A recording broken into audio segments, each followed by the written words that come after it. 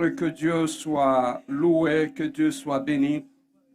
Lui qui a permis, bien-aimé dans le Seigneur, que nous soyons dans sa présence ce matin. Alléluia. L'Éternel est merveilleux. Amen. Amen. J'aimerais que simplement, que tu ne dises rien et que tu donnes simplement une main d'acclamation à notre Dieu. Est-ce que quelqu'un peut acclamer Dieu? Est-ce que quelqu'un peut donner une main d'acclamation à notre Dieu? Amen.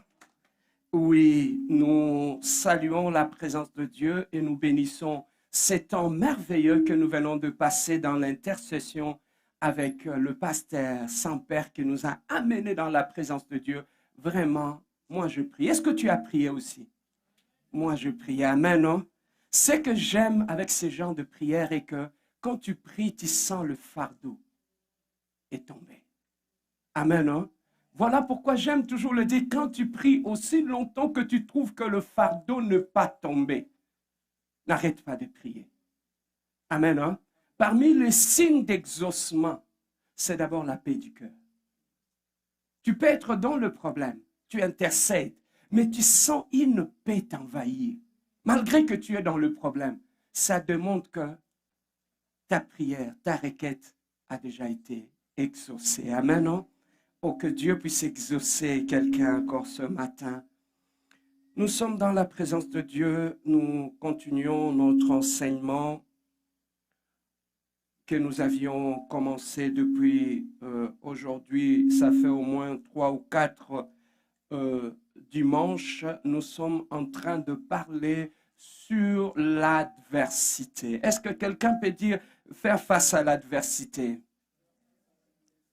Amen, amen, amen, amen. Alors, aujourd'hui, Dieu me met à cœur, toujours dans cet enseignement où j'aimerais te parler aujourd'hui, le sous-thème que je vais aborder aujourd'hui, je l'ai intitulé « Le douleur de l'enfantement ».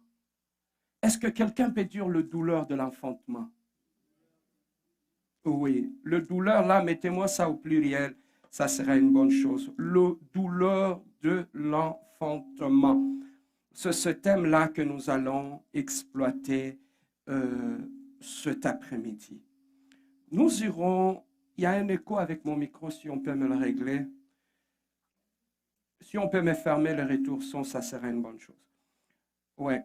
Nous allons chercher d'abord notre texte dans le livre de Psaume, chapitre 23. Psaume, chapitre 23.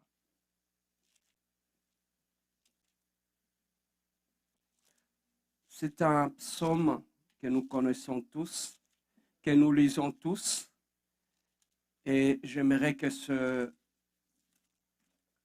matin encore nous puissions la revisiter. Amen. Est-ce que nous sommes dans le psaume chapitre 23? Lève-toi pour honorer la parole de Dieu. Écoute ce que la Bible nous dit. Psaume chapitre 23, je commencerai du verset 1er jusqu'au verset 5. L'Éternel est mon berger, je ne manquerai de rien. Il me fait reposer dans le vert pâturage. Il me dirige près des eaux paisibles. Il restaure mon âme.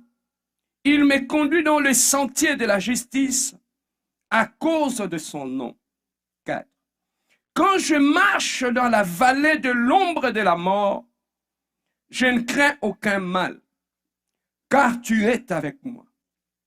Ta houlette et ton bâton me rassient. 5. Tu dresses devant moi une table en face de moi. Tu induis le quoi? Et ma coupe fait quoi? Et qu'est-ce qui arrive après? Verset 6.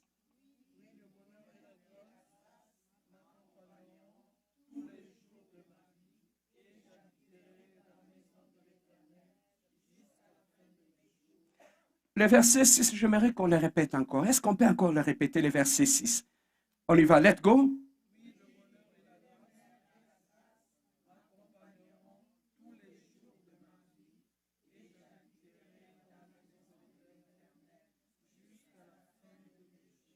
Amen. Nous avons les yeux fermés. Moi, je vais prier pour la parole. Toi, tu pries pour toi-même afin que tu sois enseignable et que ton cœur soit réceptif. J'aimerais que tu pries pour toi-même afin que le Saint-Esprit puisse t'ouvrir les oreilles spirituelles. Parce que c'est que Dieu va nous transmettre ce matin. Tu as besoin d'être réceptif. Parce qu'il n'y aura pas que de choses charnelles, mais il y aura des choses spirituelles qui seront transmises ce matin. Voilà pourquoi tu dois prier pour la réceptivité spirituelle de la parole de Dieu. Élève ta voix et connecte-toi au Saint-Esprit. Prions notre Dieu, alléluia. Éternel le Dieu de gloire, Prince de paix, Seigneur, je prie pour cette parole, éternel le Dieu de gloire. Tu as permis, Seigneur de gloire, que ce matin, nous soyons encore convoqués dans ta présence pour écouter ta parole, éternel le Dieu de gloire. Adonai, nous voulons t'écouter ce matin. Donne à tout un chacun de nous un entendement de disciples. Donne-nous, éternel le Dieu de gloire, la capacité de comprendre, de capter et de garder, Seigneur, tout ce que tu nous diras ce matin, éternel le Dieu de gloire. Seigneur, éloigne de nous tout esprit d'intellectualisme, d'incrédulité, de résistance à la parole, éternel le Dieu de gloire. Détruis en nous, éternel le Dieu, l'orgueil qui empêche d'accepter la parole de Dieu avec humilité, éternel le Dieu de gloire. Seigneur, connecte-moi à toi, cher Saint-Esprit, toi qui es l'enseignant par excellence. Enseigne-nous ce midi, éternel le Dieu de gloire. Nous te louons, nous te bénissons, nous te glorifions, éternel le Dieu de gloire. Voilà pourquoi moi et ton peuple, nous te disons gloire et louange à toi, Seigneur Jésus-Christ. Amen.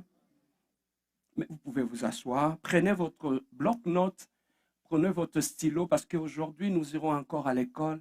Il y a des lois, il y a des principes spirituels que nous allons apprendre ce matin et que le Saint-Esprit va nous enseigner des choses. Amen. Bien-aimés dans le Seigneur, très souvent, nous avions eu dans notre vie à entendre parler, enseigner, prier par rapport au psaume 23. Mais cette fois-ci, Dieu m'a amené encore en esprit pour aller revisiter encore le psaume 23. Et lorsque Dieu m'a ouvert les yeux pour comprendre certaines choses par rapport au psaume 23 que j'ai eu déjà à prêcher à maintes reprises, mais que le Saint-Esprit m'a amené et m'a enseigné d'autres choses par rapport au psaume 23. Bien-aimés, dans ce psaume 23, on nous parle de tout un schéma qui nous permet et qui nous enseigne à savoir comment faire face et quel comportement adopter lorsqu'on est en face de l'adversité, de l'inattendu ou d'un flot qui s'abat sur vous et qui vous met à genoux. Bien-aimés, j'aimerais que nous puissions d'abord nous mettre d'accord avant que j'aille loin dans mon message. Nous devons comprendre, prends d'abord ta Bible dans le livre de Jean, Jean chapitre 16. Jean chapitre 16. Oh, j'aime la parole. J'adore la parole. Amen. J'aime la parole. Psaume chapitre 16. Jean 16, pardon, verset 33. Est-ce qu'on est tous là? Jean chapitre 16, verset 33. Écoute ce que la Bible nous dit. Jean 16, verset 33. Je vous ai dit ces choses, afin que vous ayez la paix en moi. Vous aurez quoi? Où? Mais vous, qu'est-ce que vous devez faire? Pourquoi? J'ai vaincu les mondes.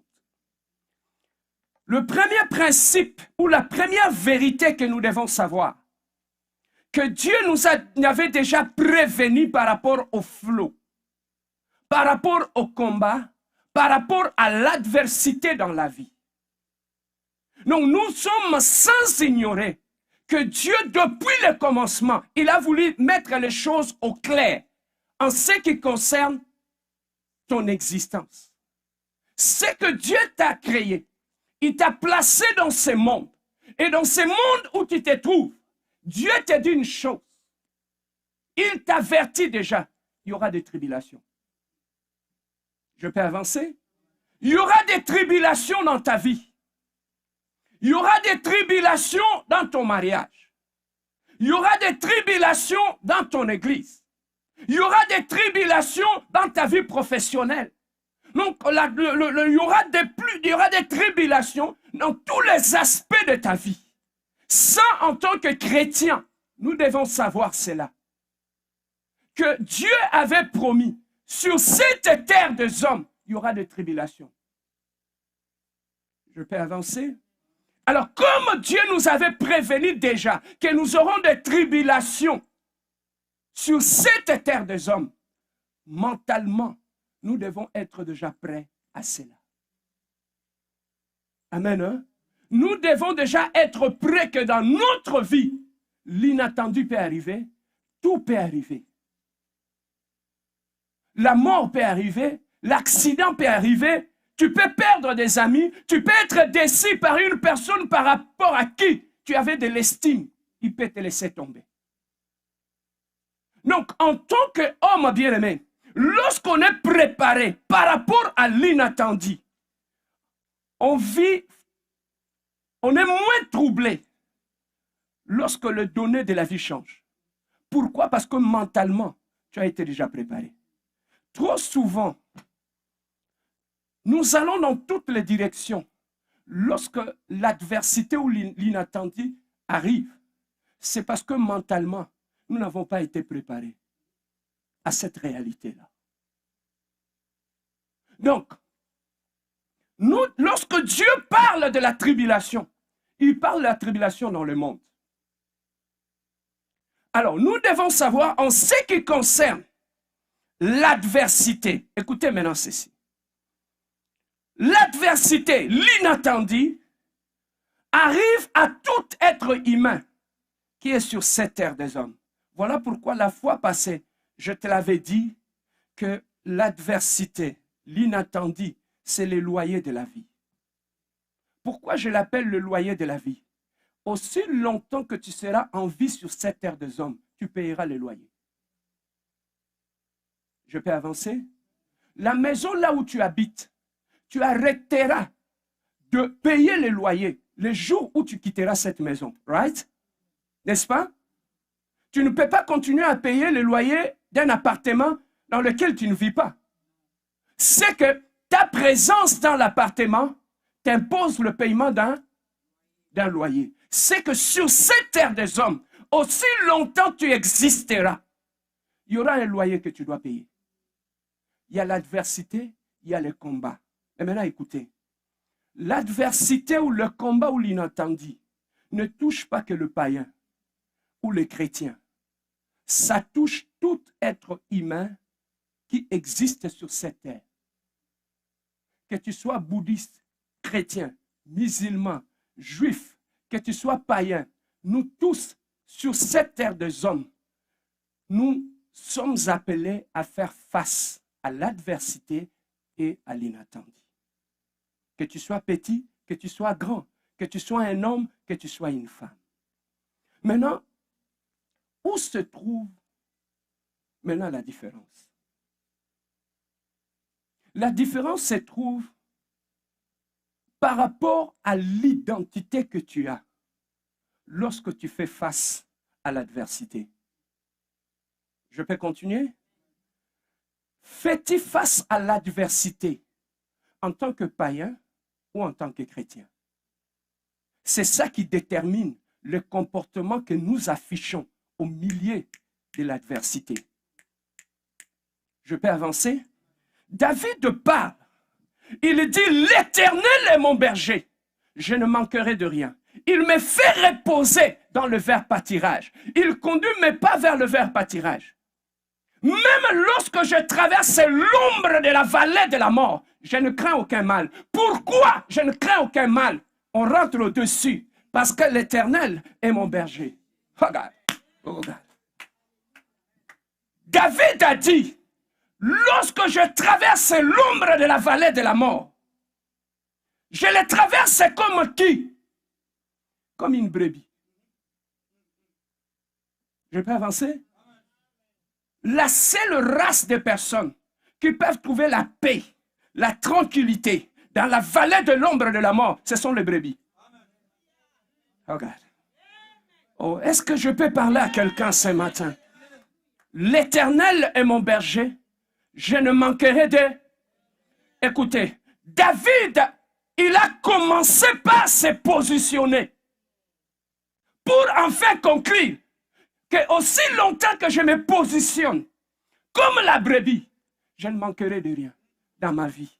Même si il m'arrive de traverser la vallée de l'ombre de la mort, je ne craindrai rien. Pourquoi? Parce que je ne le traverse pas comme un païen, mais je le traverse comme une brebis. Une brebis qui est sous la dépendance ou le leadership d'un berger. Maintenant, je te pose la question. Lorsque le problème arrive dans ta vie, tu le traverses avec quelle identité? C'est ton identité qui va définir le comportement, la réaction, la réponse que tu vas donner à l'adversité. Je peux avancer? D'où viennent les agitations face à l'adversité? C'est lorsque tu ignores ton identité. Les diables, lorsqu'ils frappent dans ta vie, la première des choses qu'ils testent, si tu connais ton identité. C'est la première des choses. Les diables nous frappent tous. Mais la première des choses, le diable, lorsqu'il te frappe, il vérifie d'abord si tu connais ton identité. La Bible dit, mon peuple périt parce qu'il manque la connaissance. La connaissance de quoi? La connaissance de leur identité. Je peux avancer? Il y avait la sœur d'un ami. Il était petit. Un voisin lui a dit, est-ce que tu sais que toi, tu n'es pas la fille de... Tu sais que tu n'es pas la fille de maman Marceline et de papa Jean-Pierre. La fille, elle a commencé à pleurer. Elle a couru chez ses parents. Il a demandé à son père, papa, montre-moi qui est mon père. Tu vois, cet enfant ignorait son identité. Même un étranger était capable de le déstabiliser. Qu'est-ce qui a fait que cet enfant puisse être déstabilisé? C'est l'ignorance de son identité dans la famille. Celui qui ne connaît pas son identité sera appelé à subir les réactions des étrangers. Regarde, lorsque tu ne connais pas ton identité, ce sont les étrangers qui vont définir qui tu es. Je n'ai pas besoin que quelqu'un puisse me dire qui je suis. La Bible nous dit, c'est le Saint-Esprit en nous qui témoigne qu'on est enfant de Dieu. Je n'ai pas besoin de toi. Le Saint-Esprit me le dit tout le temps. Amen, hein? Toi, tu t'agites lorsqu'on t'appelle païen parce que tu ne connais pas ton identité. Voilà pourquoi, papa, là où il y a l'ignorance, le diable règne à maître. Le terrain que le diable aime, c'est le terrain de l'ignorance. Dans ta vie, là où il y a des zones d'ombre, là où il y a les ignorances, sachez que c'est là que le diable va régner dans ta vie. Je peux avancer? La vraie délivrance commence par la connaissance. Je peux avancer? La vraie délivrance, ce n'est pas quand on t'amène à l'église au nom de Jésus, sort. Non, la vraie délivrance commence par la parole. Parce que la parole te libère de l'ignorance. La vraie prison dans la vie, c'est la prison de l'ignorance. Lorsque tu ne sais pas qui tu es, tu ne connais pas ton identité, tu vas agir dans tous les sens. Voilà pourquoi, avant que je n'aille loin, j'avais d'abord voulu te parler de ton identité. Parce que c'est ton identité qui va déterminer qui tu es. Et qu'est-ce que tu es appelé à faire dans l'adversité ou pas. La Bible, lorsque nous prenons nos Bibles, oh, j'aime la parole. Amen. Hein? J'aime l'église de la compassion. Parce que j'aime la parole. Amen. 2 Corinthiens chapitre 5, 17.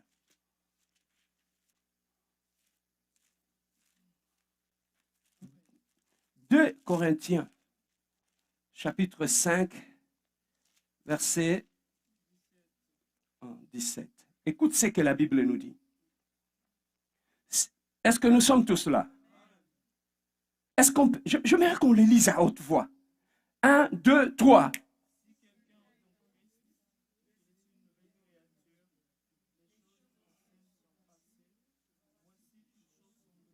Nouvelle. Amen, hein? Bon, là où on a mis quelqu'un, j'aimerais maintenant que tu puisses mettre ton nom. Right, ok? On va reprendre le texte, mais maintenant, toi, tu vas citer ton nom. Ok? Ok, let's go. Read again. Si...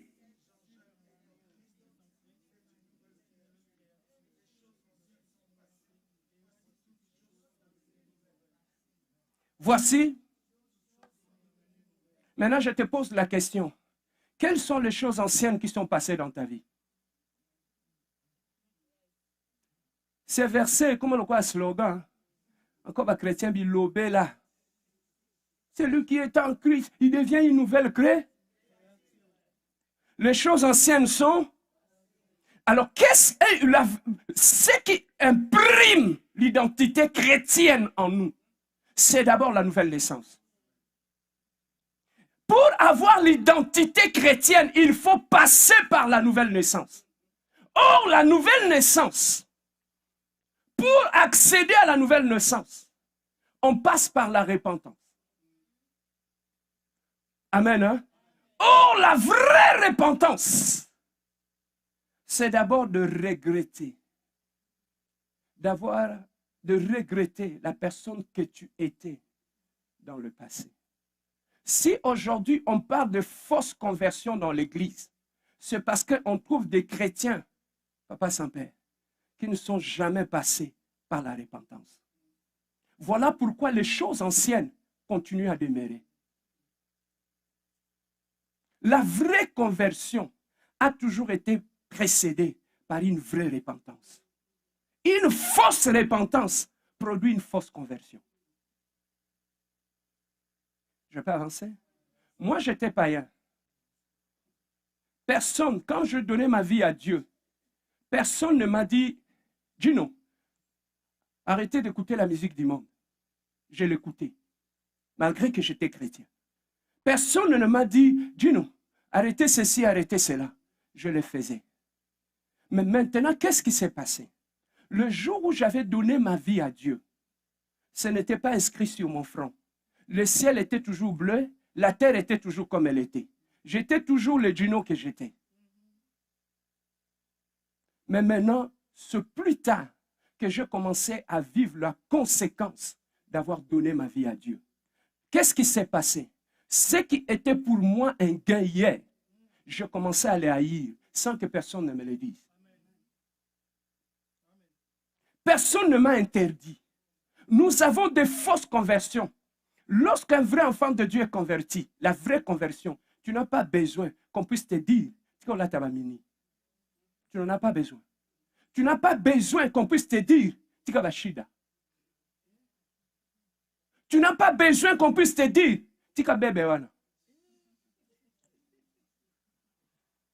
Amen. Hein? Papa, une voiture, quand on commence à la pousser, ça veut dire qu'il y a quelque chose dans le moteur qui ne va pas. Une vie chrétienne, il y a matindika, moteur les a okufa. Je peux avancer? Papa, une vraie vie chrétienne, lorsque tu réussis ta conversion, papa, tu vas voir un dégoût de ce que tu aimais hier. Lorsque tu tombes dans le péché, tu sens une tristesse monter dans ton cœur. Yo yo kango.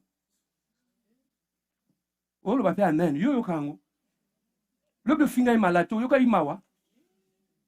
Bozana rando na angel yo ka imawa.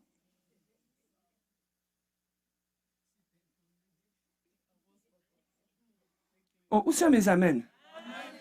Oh amen et l'embi. Amen. Hein? Ici, c'est comme ça, on prêche la vérité. Amen. Je préfère te prêcher la vérité avec amour. Parce que je ne veux pas que quand tu iras dehors, que les gens se moquent de toi.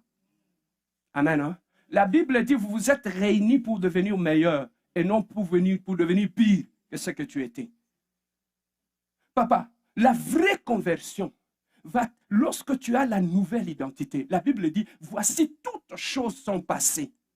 Dans ce qui est passé, il y a même ton caractère. Amen. Hein? Dans les choses qui sont passées, il y a aussi ton caractère.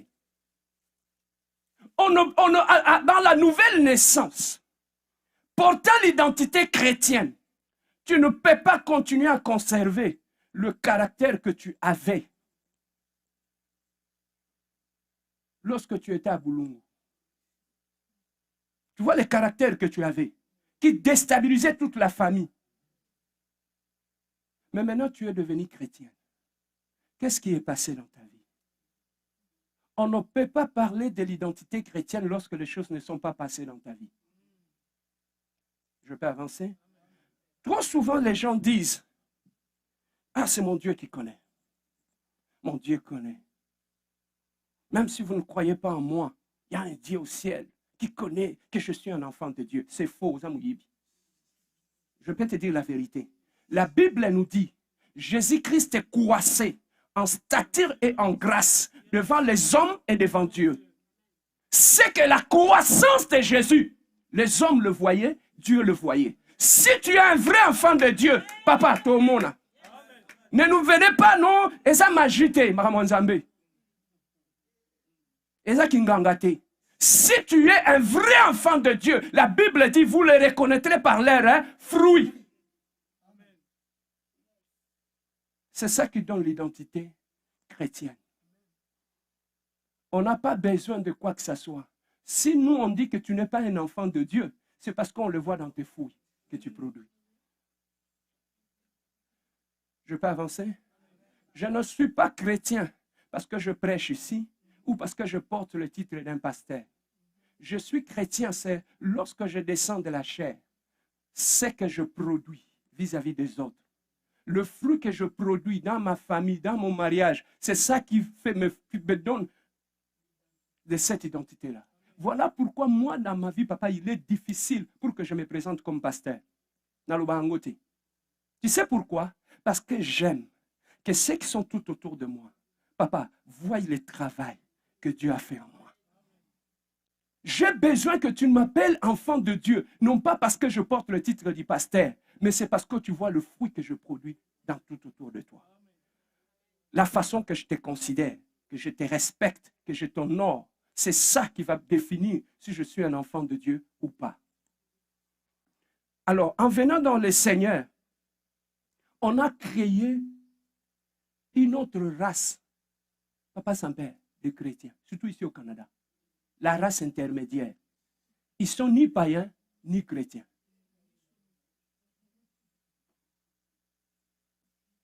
C'est ça que tu vois ici. Les gens ne grandissent pas. Pourquoi? Parce qu'ils ne sont ni chrétiens, ni païens. Tu vas dans les choses du monde, ils sont là.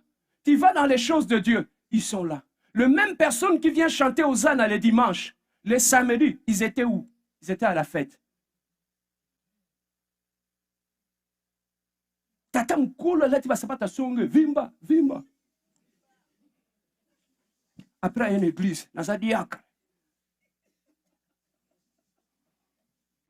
C'est pas moi, c'est ma mère d'oxyne.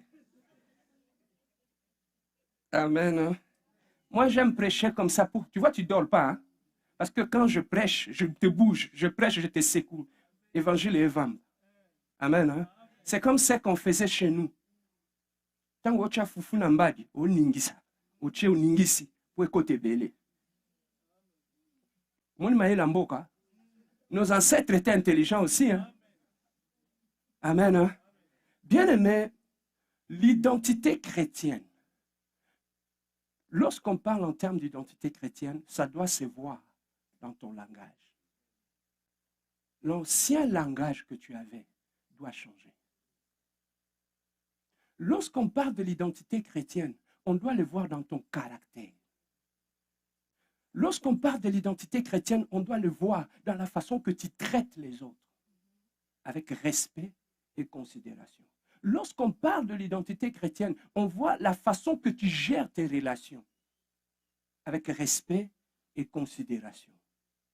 Tout cela font partie de notre identité en tant qu'enfant de Dieu. Maintenant, écoutez, lorsque je suis un enfant de Dieu, j'ai donné ma vie à Dieu, je suis devenu une nouvelle créature. Les choses anciennes sont passées, voici, on dit toutes choses sont devenues nouvelles. Donc, même ton intelligence doit être renouvelée. Même ton langage doit être renouvelé. Même la procédure, la façon que tu fais les choses doit être renouvelée. Je peux parler? Tu ne peux pas porter une nouvelle identité chrétienne avec l'intelligence non renouvelée. Ça va te rattraper.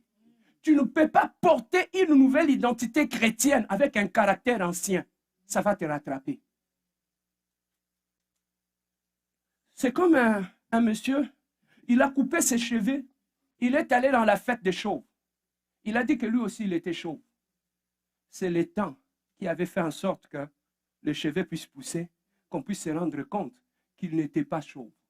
C'est comme ça aussi l'identité chrétienne. Papa, tu peux faire tout ce que tu peux faire, mais avec le temps, on saura qui tu es qui. Amen. Hein? Il y a d'autres chrétiens qui sont comme de... Chez moi, dans les bandes, on appelle ça Kapakalangonzo. Kapakalangonzo, ça veut dire souris, chauve-souris. Amen. Hein? Chauve-souris. Ça veut dire chauve-souris. Il volait, il faisait tout. Le jour de sa mort, les oiseaux sont venus. Ils ont regardé de lui, mais il a des ailes comme nous, mais il n'a pas de poils. Les oiseaux sont partis. Les chiens sont venus. Ils ont regardé, mais il a la gueule comme notre gueule. Mais nous n'avons pas des ailes. Ils sont partis. Papa, dans les choses de Dieu, lorsque on a chauve-souris, on a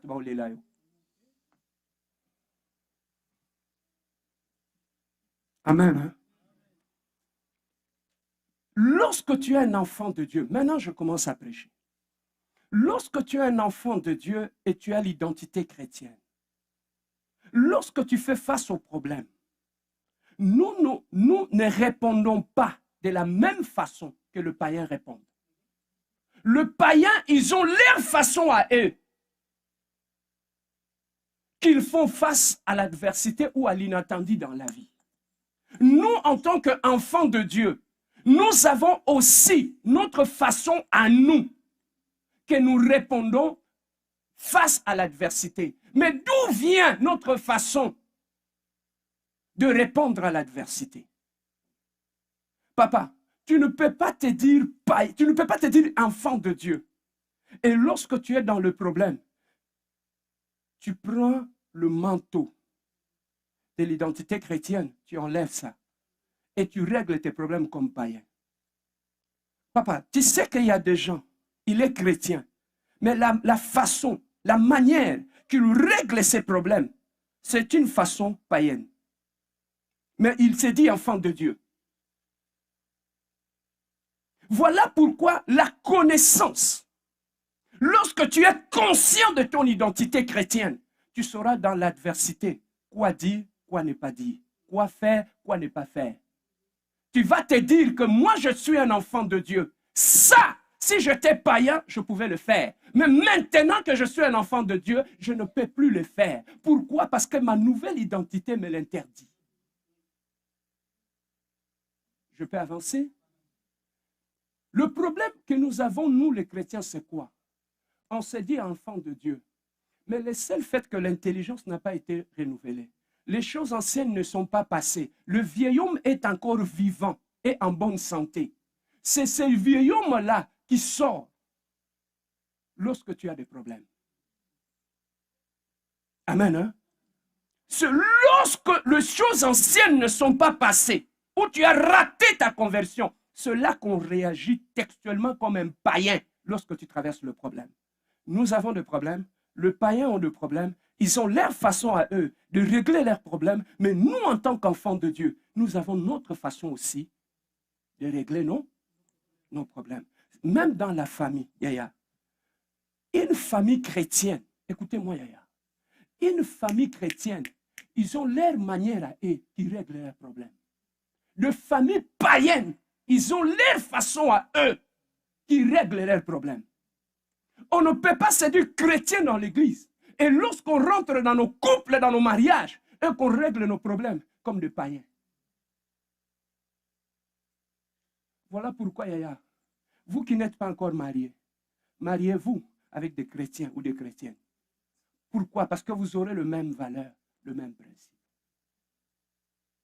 Lorsque tu as une grande destinée et que Dieu t'amènera loin dans la vie, tu connais cela, tu ressens cela en toi.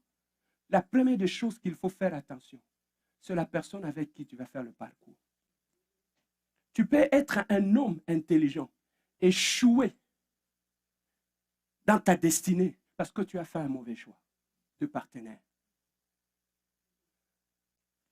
L'échec dans la vie commence souvent. C'est là où nous faisons le choix de partenaires. Parce que Dieu sait que toi, tu ne peux pas sonder le cœur et le rein. Voilà pourquoi le diable peut disposer une personne. Il le met expressément sur ton chemin pour détruire ta destinée.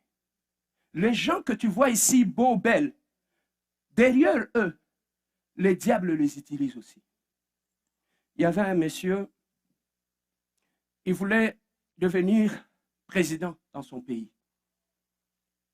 Il était aimé par la population, il avait l'entourage, tout le monde l'aimait. Il avait des partenaires, des conseillers, tout autour de lui, tout le monde l'aimait. Tout le monde dans ces pays-là se disait que ce monsieur, c'est lui le prochain président de la République. Maintenant, écoutez ce qui s'est passé. Ce monsieur-là était intelligent, il était courageux, il était un leader, il avait le sens de leadership, il avait l'amour du prochain, il avait la compassion. Mais le problème de cet homme, c'était quoi? Le rêve. J'aime toujours le dire, la vie est faite de quoi? Et des conséquences de choix. Ce monsieur a fait une erreur.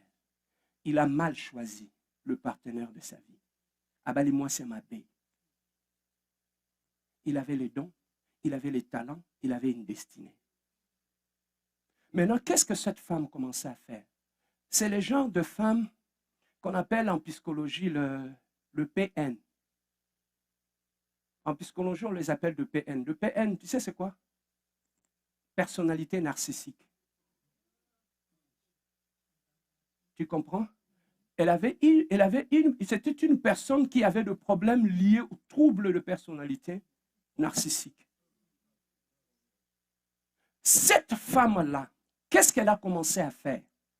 Elle a commencé à viser tous les collaborateurs de son mari. Il commençait à les descendre un après l'autre, un après l'autre. On a problème à Kimi. On a problème à Kimi. Donc, il a fragilisé son mari. Le narcissique, c'est le genre de femme qui, elle s'infiltre dans tout. Elle veut tout contrôler. Elle ne veut même pas son rôle en tant que femme et épouse. Mais elle veut jouer le rôle de l'homme. Elle veut rentrer en toi et diriger et ta vie et tout. Les narcissiques. Elle a commencé par détruire les gens qui sont restés longtemps à côté de son mari, les collaborateurs de son mari. Un commençait à partir, l'autre commençait à partir. Les gens qui partaient commençaient à ouvrir leur bouche. Mais c'est Gilbert, il est bon. Mais le problème, c'est sa femme.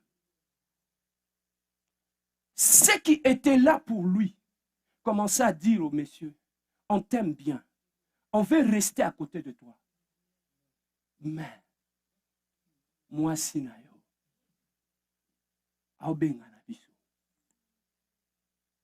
et on va partir.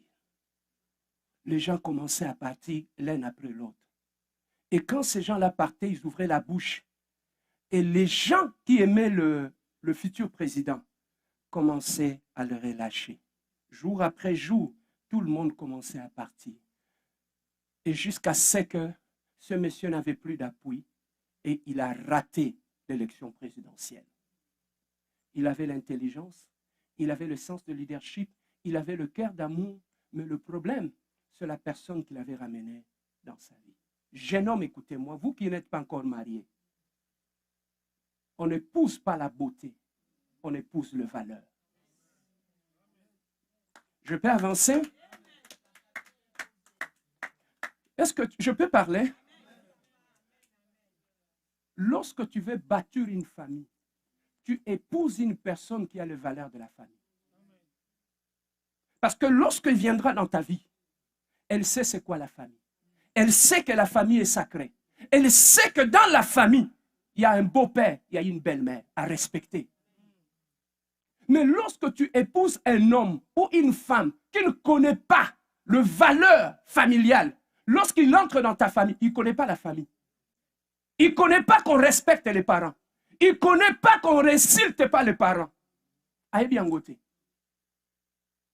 C'est comme je parlais avec un collègue, il m'a dit, Serge, depuis que nous sommes nés, la première personne que je vis à Soukouli Maman dans la Silt, c'est la femme que j'ai épousée.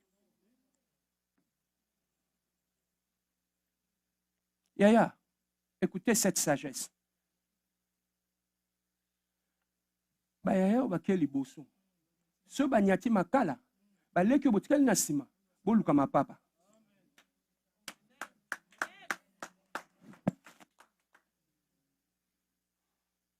Je peux le dire en français. Il y a des choses des fois. Hein. Amen. Hein? Il y a des choses, il faut. Amen. Hein? Oui. Lorsque ceux qui sont allés avant nous ont fait des erreurs, nous qui venons après, soyons sages. Pour éviter de tomber dans le même trou que les adultes sont tombés. Amen. Hein? Papa, je continue. Lorsque tu as l'identité chrétienne, ça te permettra de savoir très bien faire face à l'adversité. Voilà pourquoi dans le psaume 23, tu vas trouver David était en train de dire, avant qu'il nous parle de la vallée de l'ombre de la mort, il nous a parlé de sa position par rapport à Jésus. Il nous a parlé de son identité. Il a dit, là où moi je suis dans ma vie, il y a un monsieur qui est le bon berger. Et là où moi je suis la brebis. Et lui, il est le bon berger. Là où moi je suis, étant une brebis, je dépends du berger. C'est lui. Voilà pourquoi tu vas trouver, il a dit, il dirige mes pas vers le zoo. Qui dirige le pas? C'était le bon berger. Donc David savait, étant une brebis, il n'avait plus aucune décision à prendre sur sa vie. Donc tout ce qu'il prenait comme décision, ça venait du berger. Deux fois dans la vie, lorsque Dieu arrête de te guider, comprends ceci, tu as perdu ta position de brebis. Amen. Hein? Tu as perdu ta position de brebis. Une brebis n'a plus de volonté. Une brebis dépend de la décision du berger. Et lorsque tu traverses l'adversité, le combat de la vie comme brebis, c'est différent de lorsque tu le traverses comme le loup. Amen. Hein? C'est très différent. Voilà pourquoi, frère, mon frère, ma soeur, tu dois connaître ton identité lorsque tu traverses le zone des combats. Mais maintenant, Pasteur Serge, qu'est-ce que la Bible nous dit exactement en tant qu'enfant de Dieu? Quel comportement adopter lorsqu'on fait face à l'adversité, dans le travail, dans la famille, dans le mariage, dans l'église? La Bible n'est pas restée muette. Il nous a donné des principes. Papa, connaître le principe dans la vie t'amènera loin. Connaître le loi de l'Éternel t'amènera encore plus loin. Ce qui fait la force dans la vie d'un chrétien, ce sont la connaissance de ton identité, la connaissance des principes et des lois qui régissent ce monde dans lequel nous vivons. Maintenant, pasteur, dites-moi un peu, qu'est-ce que la Bible nous dit? Quel comportement que je dois, moi, adopter lorsque je fais face à l'adversité? Prends ton bloc-notes.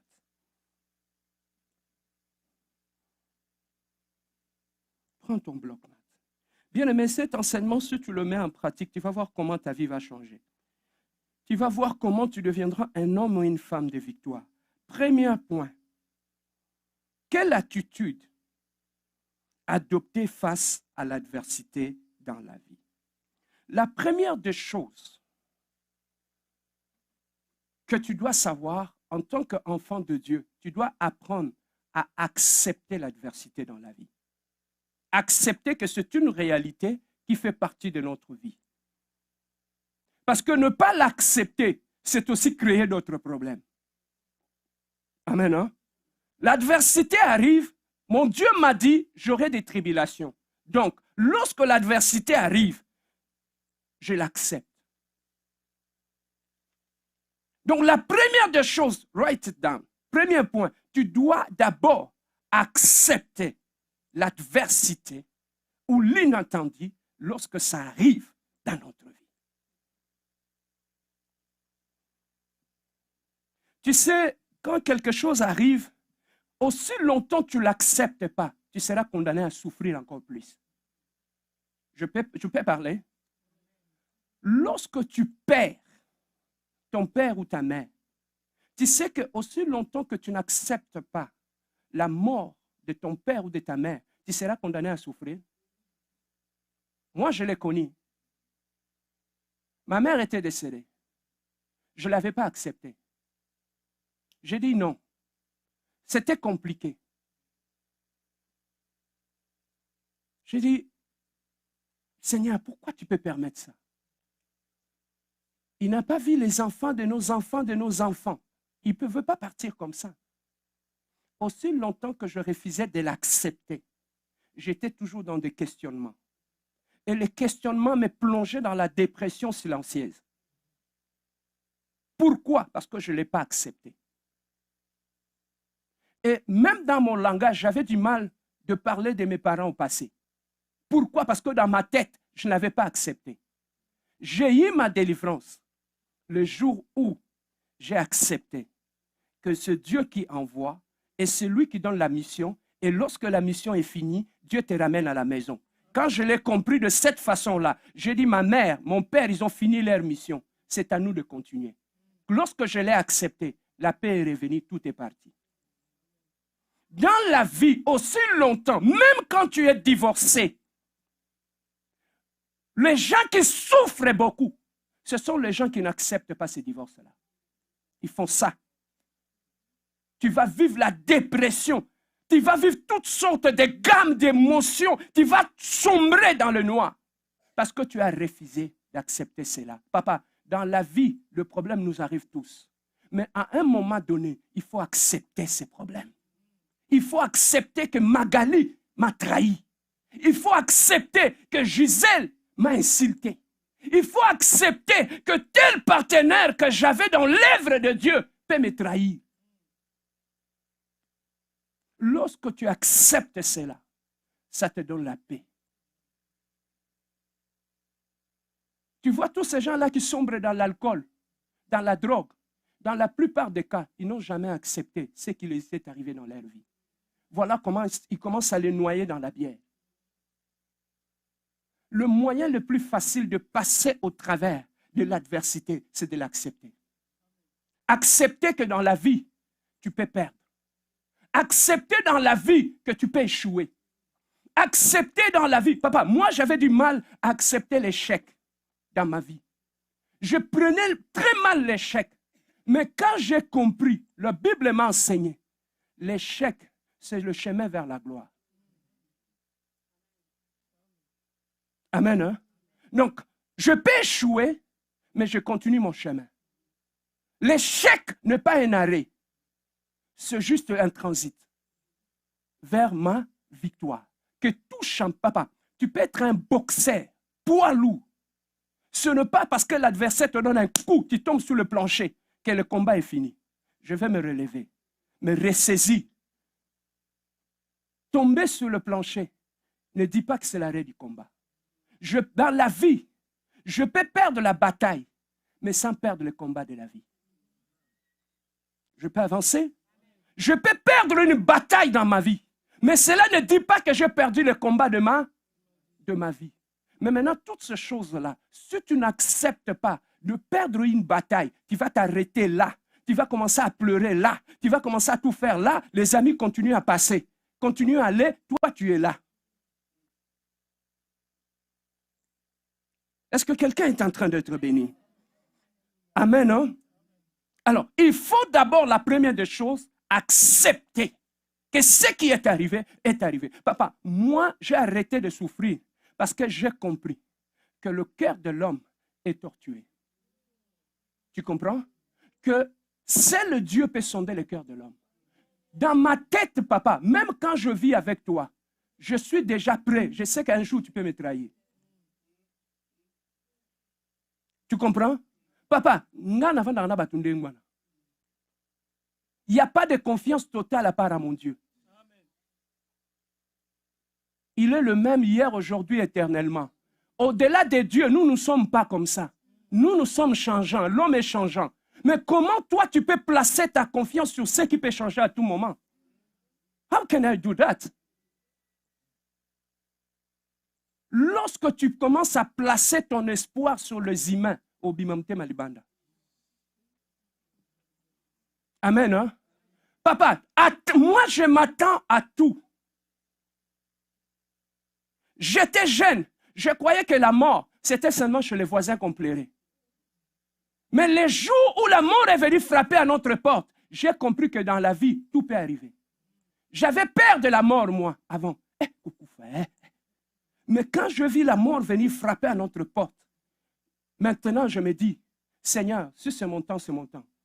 Je rentre à la maison. Mais tout ce que moi je fais, je me prépare. Amen, non? Je me prépare. Voilà pourquoi, papa, dans la vie, nous souffrons beaucoup dans nos relations, dans nos amitiés. Pourquoi? Parce qu'on met une croix sur la déception. La déception peut arriver. L'homme est l'homme. Tout peut arriver. L'homme est changeant. Même ton enfant peut te trahir. Même ta femme peut te trahir. Même ton mari peut te trahir. Bouge ton voisin du Nicolas là-dessus. Impose-lui les mains. Amen, hein? Oh, monsieur Nino. Amen, hein? Oui, là, la pongi boule bosse à bokilo. La fouti on tabac. Son nimbal bosse à bokilo. Amen, hein? Bien aimé, la première des choses, on nous a dit, nous devons accepter l'adversité dans la vie, que tout peut arriver dans la vie. Amen, hein? Lorsque tu prends les choses comme ça, tu vas te rendre compte que tu seras moins rancunier. Tu comprends? On garde rancune, pourquoi? Parce que je ne m'attendais pas. Je sais, il pouvait me faire ça. Non, autre personne, pas lui. Lui aussi. Pas autre personne, pas lui. Lui, il est Dieu. Lui aussi.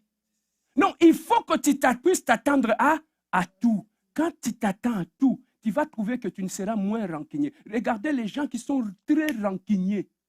Ce sont les gens qui donnent une confiance aveugle. Pour lui, c'est que, donc, non, ça peut arriver. Même le diable, il était au ciel. Il a trahi Jésus. Amen, hein? Non, tout peut arriver dans la vie. Il faut que mentalement, tu sois préparé à ça. Tu vas trouver que tu vas passer facilement. Tu perds ton travail. Lorsque tu ne l'acceptes pas, papa, souviens pas moi avant l'âge. Amen, hein? Je perds mon travail, je l'accepte. Mais le problème est qu'une porte qui se ferme, elle est devant moi et derrière moi. La porte qui s'ouvre, elle est devant moi. Amen, hein? Lorsqu'une porte se ferme, il y a une autre qui s'ouvre quelque part. Ça, c'est le principe d'un enfant de Dieu. Amen. La première des choses, tu dois accepter que l'adversité arrive. Tu dois accepter que tu peux échouer. Au lieu de continuer à t'auto-détruire toi-même. Tu changes même ton discours intérieur. Moi, vraiment, je ne sais pas. Comment je peux être bête comme ça? Comment, moi, vraiment?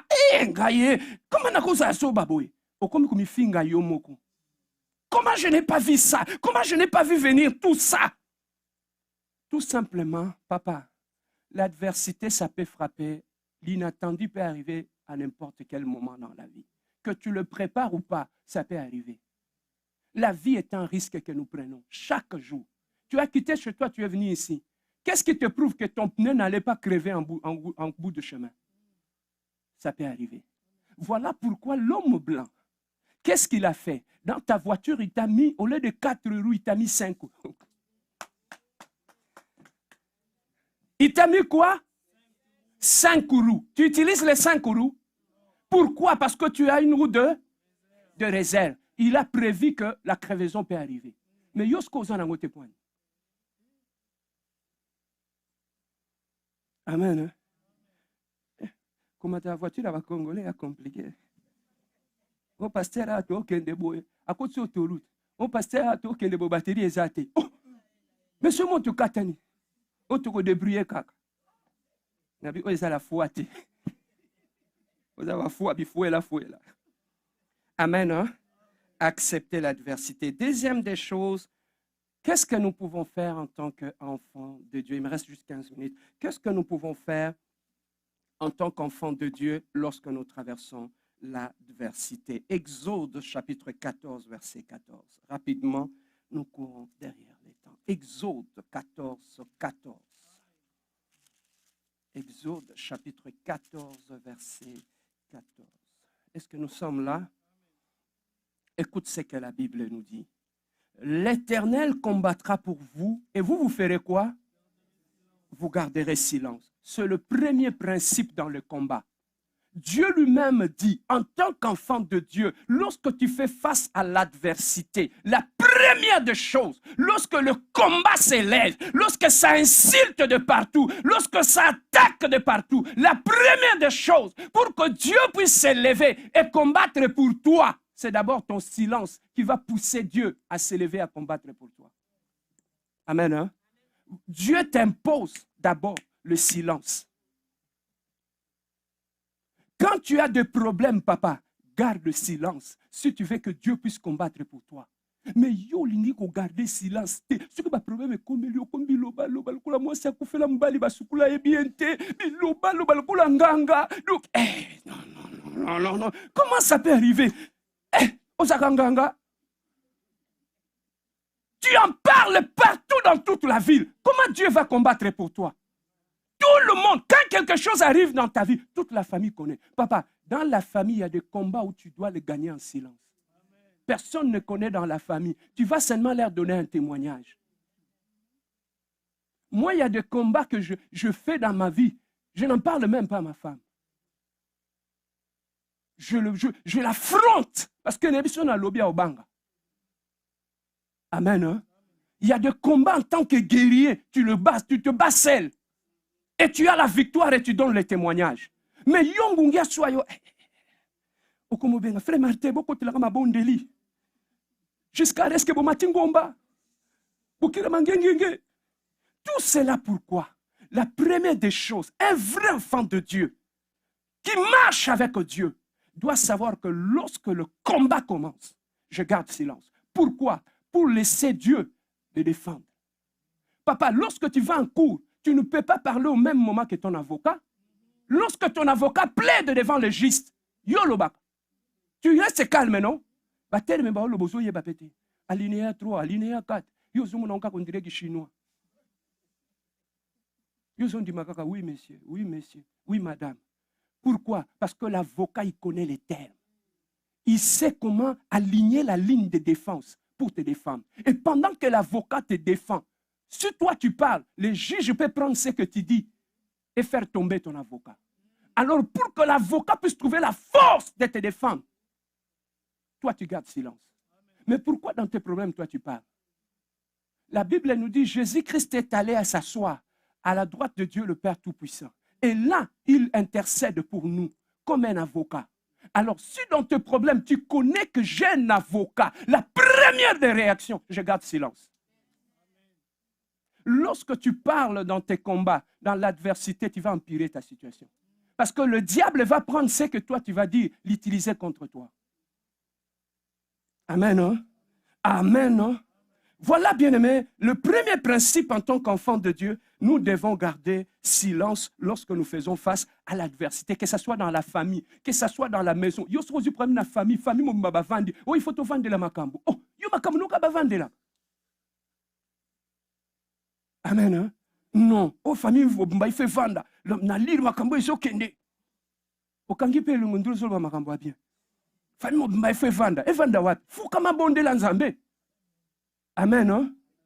Oui, c'est dans le silence que Dieu combattra pour vous. Alors, dans le combat, lorsque tu ouvres la bouche, Dieu arrête de combattre. Parce que Dieu est dans son principe, dans ses principes. Il t'a dit, toi garde silence, moi je combats. Lorsque tu commences à parler, tu sais pourquoi le diable brûle ton cœur? C'est pour te pousser à parler à tout le monde pour que Dieu arrête de te combattre pour toi. Amen. Hein? C'est parce que nous, on croit que quand tu parles, c'est là que j'ai la victoire. Ne te défends plus. Bouge ton voisin, dis-lui, ne te défends plus. Laissez l'avocat défendre pour toi.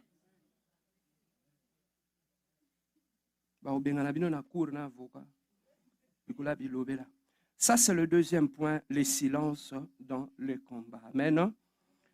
La troisième des choses, éviter les agitations. Tu dois éviter. Un vrai enfant de Dieu, quand il traverse l'adversité ou le combat, il évite les agitations inutiles. Amen.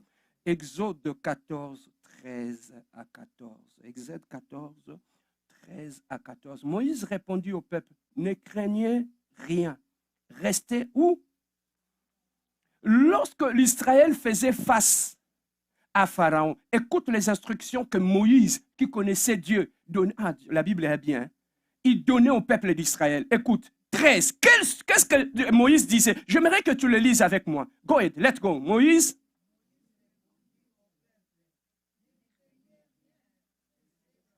La première des choses, il les a interdits là, la crainte.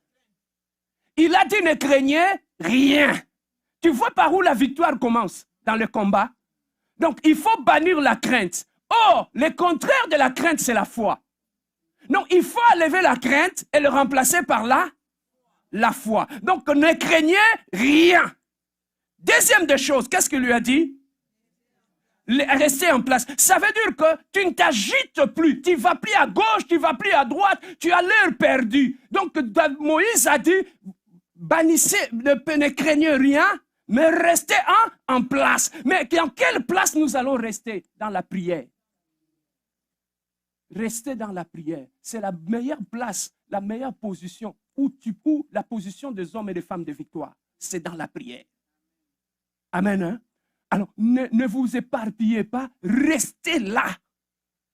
Lorsque les choses, ça s'agite. Et alors, après, qu'est-ce qu'il a dit encore? Regardez la délivrance, va accorder. Les Égyptiens que vous voyez aujourd'hui, pour ne plus voir les Égyptiens qui te combattaient, il y a un comportement que tu dois adopter devant les Égyptiens. Gardez silence, restez en place et observez comment Dieu te donnera la victoire. C'est ce que nous, les chrétiens, ces principes-là qu'on ignore dans le combat. Donc, bannissez les agitations dans ta vie. On est en train de courir derrière les temps. Cinquième point. Quatrième point. Psaume 121. Rapidement. Psaume 121. On est en train de conclure. Psaume 121. Psaume 121. Psaume 121. Oh, j'aime la parole. Amen. Hein? J'aime la parole parce que la parole rend intelligent. Et ça rend sage. Voilà pourquoi je dis toujours, celui qui médite la Bible, ne demandez pas son âge. Parce qu'il peut te dire des choses qui vont au-delà de son âge. Psaume 121. Qu'est-ce que la Bible nous dit? Je lève les yeux vers les montagnes. D'où me viendra? Le secours me vient? Celui qui a fait quoi? Bien-aimé, David savait que dans ses problèmes, où est-ce qu'il devait regarder? Donc, quand j'ai des problèmes, je ne regarde plus mon problème. Parce que si je me tiens devant mon problème, je vais voir le problème dans toutes ses dimensions. Jusqu'au point de commencer à adorer mon problème. Mais David dit, mon problème est devant moi. Je tourne mon regard vers la montagne. Ma solution ne viendra pas de mon problème, mais ça vient de la montagne. Donc David savait quand il avait des problèmes, où il devait regarder. Quand tu as des problèmes. Tu regardes où? Le même problème que tu as, le matin tu en parles, à midi tu en parles, le soir tu en parles, ceci tu en parles. Papa, ça saoule. Ne restez pas plus devant ton problème. Oui, la maladie est là. Oui, le combat est là. N'en parle plus. Tourne ton regard vers le monde. Beaucoup de gens sont perdus dans des problèmes, c'est parce qu'ils ne savent pas où regarder quand ils ont des problèmes. Mais David dit, je lève mes yeux vers le montagne. D'où me viendra le? David, il était roi. Il savait que son secours ne venait pas des hommes, mais ça venait de la montagne. Et sur cette montagne, il y avait Dieu qui était là. Voilà pourquoi, papa, ce qui apporte la paix dans le problème, c'est lorsque tu sais où regarder. Lorsque tout commence à s'agiter dans ta vie, tu regardes où? Ne regarde pas vers les amis. Ne regarde pas vers la famille, mais regarde vers le montagne. D'où me viendra les secours. Amen. Hein? Papa, cette technique-là, je vais te montrer. Tu sais, lorsque Élie priait pour que la pluie puisse commencer, qu'est-ce qu'il a fait? Quand tu lis dans ta Bible, on nous dit pendant qu'il priait, il s'est mis à genoux. Il a pris sa tête, il l'a mis entre ses genoux. Il a commencé à prier. Quand il priait, il ne regardait pas les nuages parce que ça le perturbait sa prière. Il ne voulait pas regarder les nuages. Il a regardé en bas. Il a prié. Il a prié. Quand il a levé les yeux, c'est là que la pluie avait commencé. Donc, les meilleures techniques lorsque tu pries, ne prie pas en face de ton problème. Ne le regarde plus. Tourne-toi ailleurs. La victoire viendra de la montagne. Amen. Non? Ma victoire vient de la montagne. Savoir regarder vers Dieu. On est dans le 40e point. 5. OK. On va maintenant dans le 6e point. 5e point. Le psaume 60. Tu vas lire ça à la maison. Psaume 60, verset 11. Ne t'appuie pas sur les hommes quand tu traverses l'adversité. La Bible dit malheur à celui qui se confie à l'homme. Lorsque tu traverses le combat, l'adversité, ne t'appuie pas sur les hommes. Ne comptez pas sur les hommes, papa. Les gens que tu croyais qu'ils allaient t'aider, ils peuvent t'abandonner. Et surtout dans la réalité ici à Montréal. Les amis peuvent t'envoyer faire de bêtises, prendre de mauvaises décisions. Mais la conséquence de la décision, tu les vivras seul. Amen. Hein? La conséquence, de coach, tout ce monde-là que tu écoutes, dans les mariages, on est égal. L'homme, il faut le traiter, il faut le faire comme ça. Et l'homme, il faut le dresser. Dresser. Amen. Hein? Et lorsque le mal arrivera, ça va être compliqué. Hein? Ça va être très compliqué. Amen. Hein? Bien aimé, nous allons maintenant au 7e point. 6e.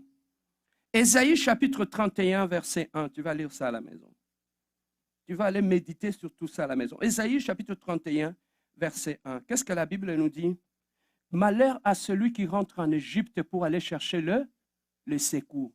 Tu es un enfant de Dieu. Tu as donné déjà ta vie à Dieu. Tu ne peux plus aller dans le monde, aller chercher les secours quand tu as tes problèmes. Tes problèmes, tu les règles dans les Seigneurs, à genoux devant la présence de Dieu. N'allez plus dans le monde aller chercher les secours. Mais les problèmes, nayo malata, quand tu as des problèmes, ex nayo. Oh papa, ex pas 8 mois $5 à pied yo oye pour l'ambelinoko.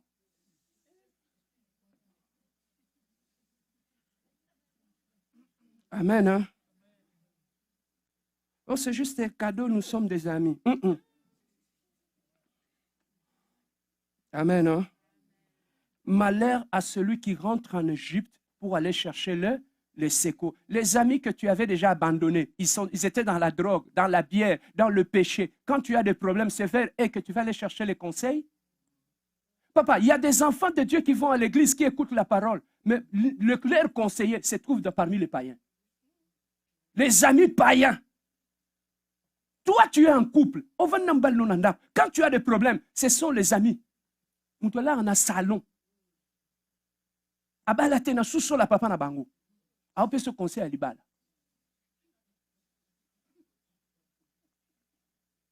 Amen. Hein? Malheur à celui qui rentre en Égypte. Papa, le problème chez nous, quand on a des problèmes, Dieu est la dernière personne à qui on parle, malheureusement. tu en as parlé à tout le monde, à tous les amis. Tout le monde a eu problème, sauf Nzambe. Mais comment tu veux que Dieu puisse t'honorer? Papa, moi je dis, Dieu honore ceux qui l'honorent. Dieu respecte ceux qui le respectent. Au moment où nous pouvons tous prier. Mais il y a des gens, quand ils commencent à prier, il y a un silence au ciel. Tu sais pourquoi? La valeur que cette personne a au ciel. On connaît qui il est. On connaît que c'est un adorateur de Dieu. On connaît que c'est quelqu'un qui craint Dieu. Quand il parle, le ciel est silencieux. Parce qu'il parle à son Père. Mais lorsque tu ne prends pas les choses de Dieu au sérieux, tu peux parler, papa. Michael, il y a un groupe.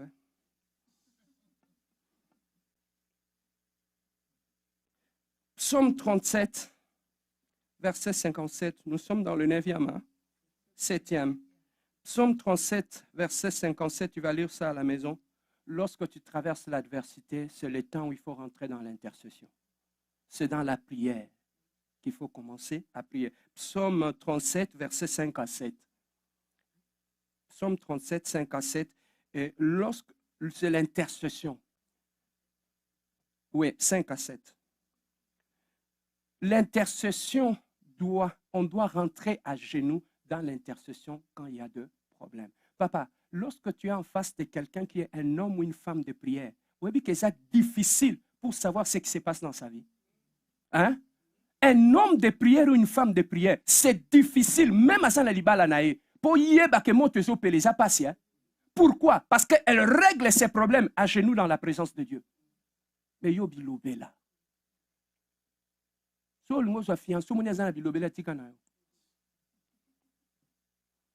Amen. Hein? Tika. Le problème, un vrai enfant de Dieu, notre réflexe, c'est la prière. Entre en chambre, ferme ta chambre, mets-toi à genoux. C'est là qu'il y aura la solution. Et enfin, Ésaïe chapitre 30, verset 15. Ésaïe 30, 15, la Bible nous dit, c'est dans le calme et la confiance que sera votre force. C'est dans le calme que là sera votre force. Donc voilà le principe que je voulais partager avec toi lorsque tu traverses un temps difficile. Bien-aimé, ces principes-là, lorsque tu le mets en pratique, tu vas trouver que tu vas traverser le moment difficile, le bataille de ta vie, mais tu vas le traverser différemment. Amen. Hein? Tu vas le traverser différemment. Mais l'adversité, lorsque ça arrive, j'avais dit l'autre fois, l'adversité est les 3 causes qui permettent l'adversité dans notre vie. Dieu peut permettre l'adversité. Les diables peuvent le permettre, peuvent s'opposer à toi. Tes décisions, tes propres décisions, peuvent faire en sorte que tu puisses vivre l'adversité dans ta vie. Donc, il faut veiller sur ces 3 éléments-là lorsque tu traverses l'adversité dans la vie. Mais l'adversité n'est pas que mauvais. Pourquoi Dieu 2 fois permet l'adversité dans notre vie en tant qu'un enfant de Dieu? Dieu permet l'adversité parce que lorsque tu passes au travers de l'adversité, des combats de la vie, bien aimé dans le Seigneur, même les gens du monde disent, l'homme se découvre devant l'obstacle. Donc, l'adversité dans la vie, ça rend mature. Talabana mingo banyokolaka, baresisaka vie. Bao to lengelaka, ils échouent. Au moins, ça doit propre, ba ketia bien. Les oba maele la mtuezate. 0 na 0. Mais tu vas trouver un enfant qui étudie, qui fait ses devoirs sous la lumière, il réussit. Bien-aimé, l'adversité nous permet aussi de devenir matures. L'adversité permet qu'on puisse aussi développer la sagesse dans notre vie. Parce que la sagesse vient de problèmes que nous résolvons, de combats que nous rencontrons. L'adversité permet qu'on puisse avoir l'expérience dans la vie. Il n'y a pas une vie où une personne, papa, tu vois, dans nos villages, il y a de vieux qui s'asseyaient sous les arbres. Les gens allaient les consulter pour avoir des conseils. Tu penses que ça tombait du ciel? Ce sont des gens qui ont eu de vécu et qui ont traversé de haut et de bas de la vie. Ils sont sortis, non pas avec la haine, mais ils sont sortis avec des leçons de sagesse. Mais maintenant, il y a un problème comme la Kobi Marananini. Ba problème onyo se komela yo sagesse ezate. Yo na munoko kaka. Omoni garçon wana to bandako lobana to bebana. Omoni belle famille wana baza ba ndoki. Omoni ba oyo baza miyibi. Siko yo kozwa sagesse na vie wapi? Ozwango wapi? Amen. Hein? Papa, tu vois les femmes qui donnent de bons conseils aux autres femmes qui vont au mariage. Ce sont des femmes de foi qui ont traversé des moments de couple comme ça. Tango abimi kuna bimi na sagesse. Il va faire asseoir les jeunes filles. Il commence à leur donner des conseils. Bavandaka boue, basalaka boue, basungsa boue. Les leçons de sagesse dans la vie. J'ai des jeunes filles dans l'église. Baobala. Nana uteaba.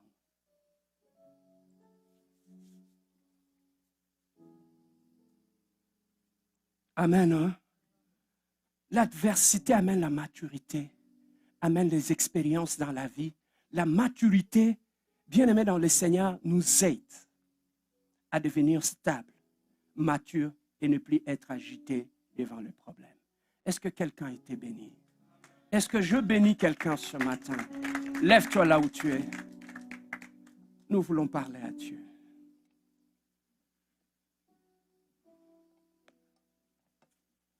Nous voulons parler à Dieu. Le dimanche prochain, nous serons bénis encore par le révérend Saint-Père qui va conclure cet enseignement sur l'adversité. Nous avons les yeux fermés. Bien-aimé, tu ne peux pas vaincre le diable avec les armes du diable.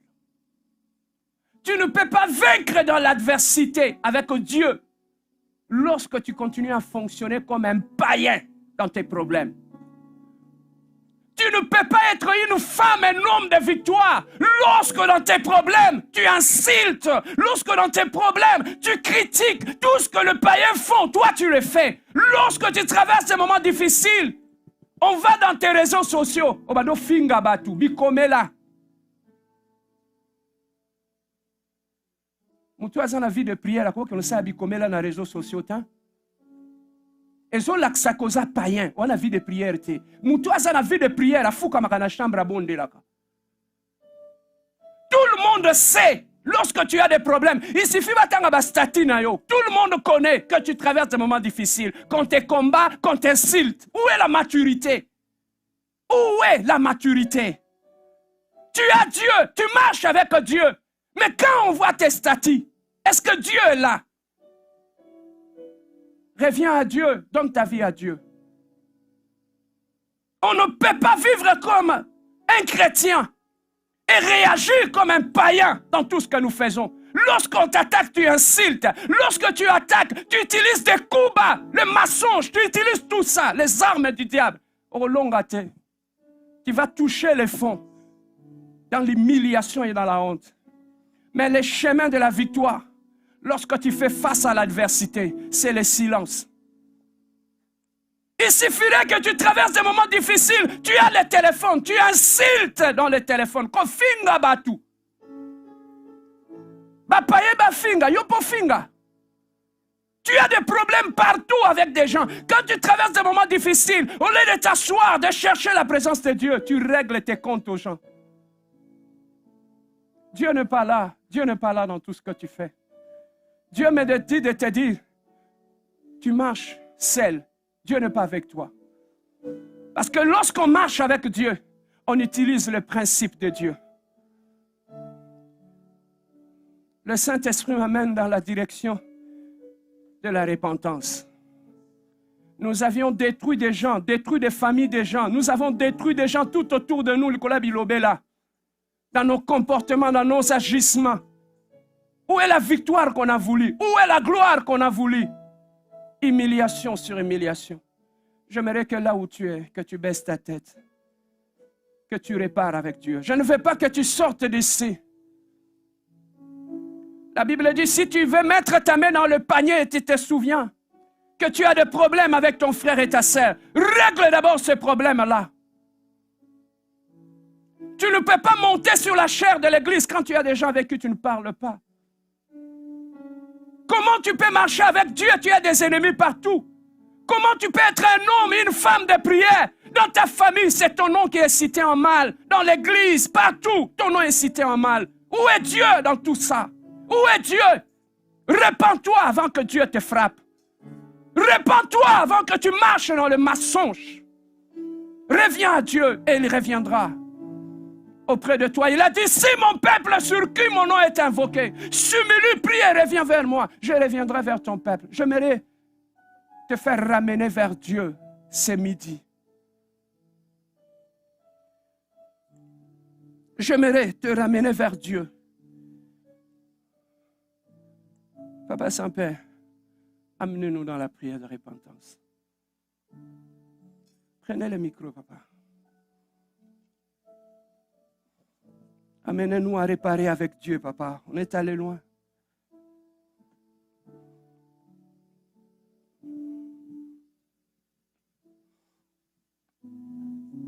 Nos têtes courbées dans la prière. La meilleure façon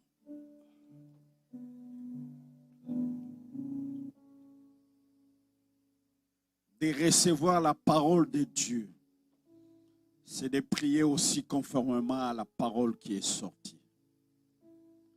Dans tout ce que l'homme de Dieu a dit, certainement tu t'es retrouvé quelque part.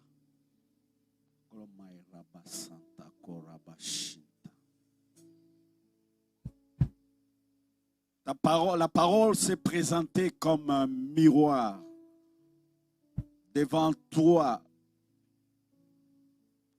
pour que tu changes, tu fasses un demi-tour.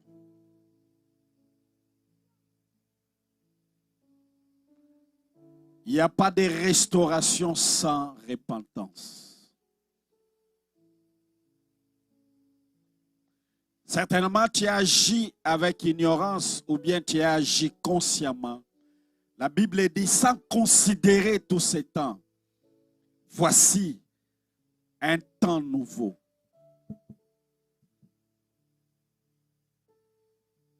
Et si tu peux saisir ces moments, tu vas vivre les temps de rafraîchissement. Oh my God.